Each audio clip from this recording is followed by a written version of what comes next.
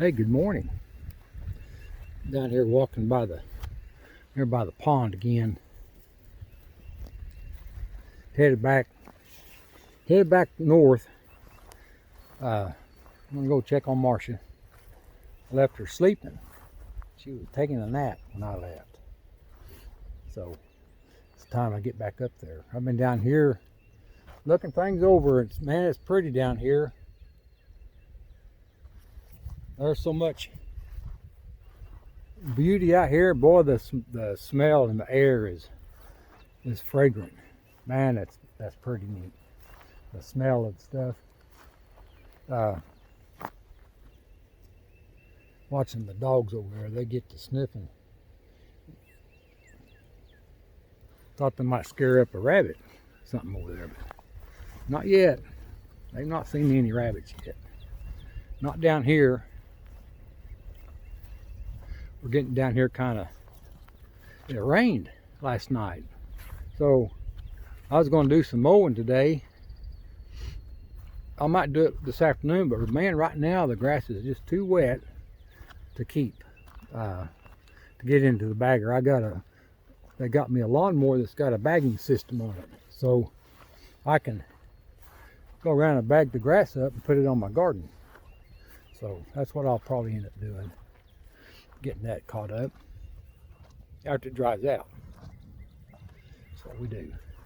I was looking at this writing today in 1 Timothy.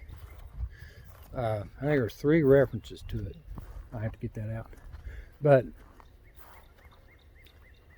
it reminded me, looking at this stuff, and then I read the A.E. Knox commentary, and it reminded me of the Amish community for some reason. I don't know why.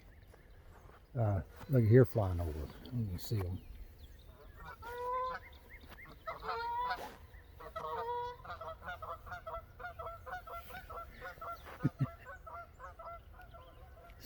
They're on a mission. The high-pitched honk is the female, and the lower pitched honk is the male. You can hear them coming. Anyway, the Amish community, they take care of each other. You know, I was in the medical business at one time.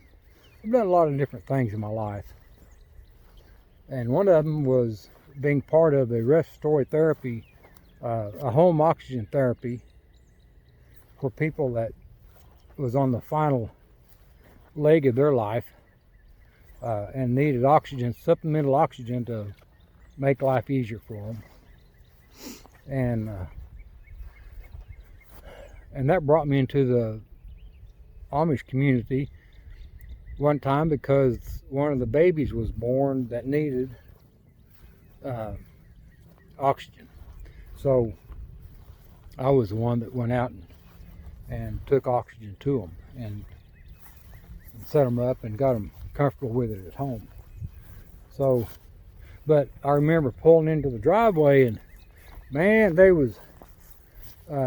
driveway was long, and you know, buggies was everywhere, horses and buggies, but they take care of each other. And so I was reading this A.E. Knox commentary, which I'll share that with you all here in a second.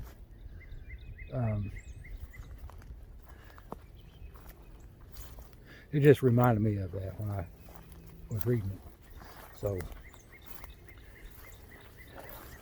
we don't have today, you know, Paul's writings that the ecclesia is us. We're the body of Christ, the ecclesia, the church, right? So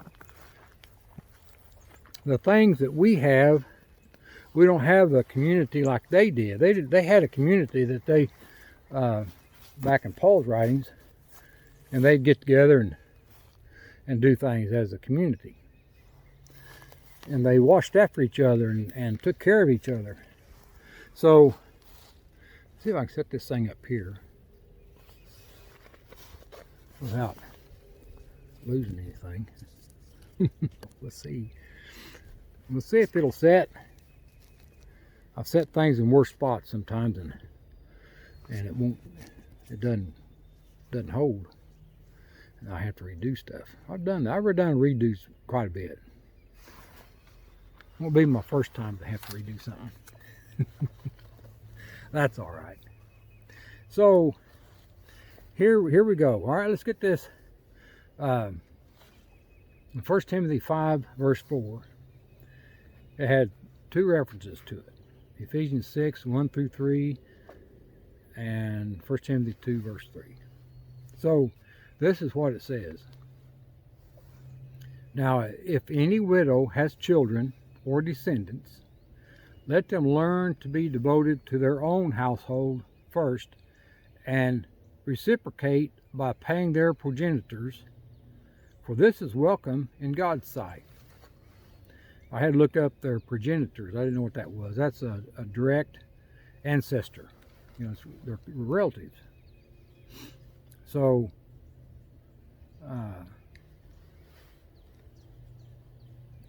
I'll read it again so we know what that word means. Now, if any widow has children or descendants, let them learn to be devoted to their own household first, and reciprocate by paying their progenitors, for this is welcome in God's sight. Children, be obeying your parents in the Lord, for this is just. Honor your father and mother, which is the first precept with a promise, that it may be becoming well with you, and you should be a long time on the earth. For this is ideal and welcome in the sight of God, our Savior. All right, so here I looked up and this is what A.E. Knox, some of what he wrote down. All right, what he put for that 1 Timothy chapter 5, the first part of it. Much love and consideration should characterize the acts of one who, like Timothy, has temporary oversight of an ecclesia. This applies especially to his dealings with the older men, some of whom, when he was absent, supervises its affairs. Widows presented a special problem, and they were the wards of the ecclesia under some circumstances. Young widows, or those having a claim on relatives, were not to become dependent on the ecclesia. They were not to become dependent on the ecclesia. The younger ones are charged to marry. Those having children are expected to be supported by them. And that's A.E. Knox commentary on the first part. So, I think that's what reminded me of the Amish, was the way they support each other in that. So anyway, so there's that. And get my hat back on. It keeps raindrops off my glasses. So that's what I was seeing when I read that part about the Amish. They got a hard lifestyle. The Amish do. They do a lot of things different than we do. They call us the English. We're the English to them. So anyway, it's going to be another beautiful day. Looks like it might clear up. We'll see. But it's going to be nice. Y'all ready to get the day started? Yeah, I think I am. I think we're ready. Get out. I left Marcia sleeping. She was sleeping when I left the house. I left up there. She took a nap, and I told her I'll be back. And so she's took a nap, hopefully. It's going to be awesome. Let's go see what God's got. And I'll talk to y'all tomorrow. We'll see you then.